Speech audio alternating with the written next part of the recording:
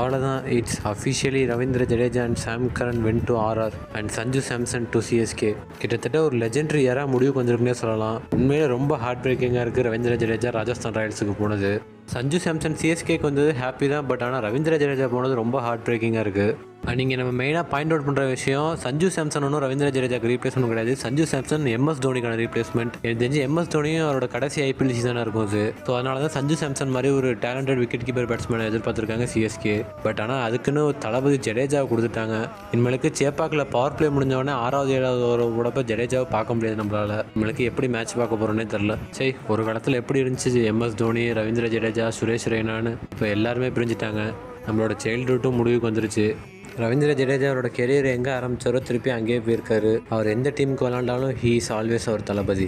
Thank you Jadeja for all of the memories. 2023 IPL trophy நீங்கள் இல்லைன்னா கண்டிப்பாக கிடச்சிருக்காது.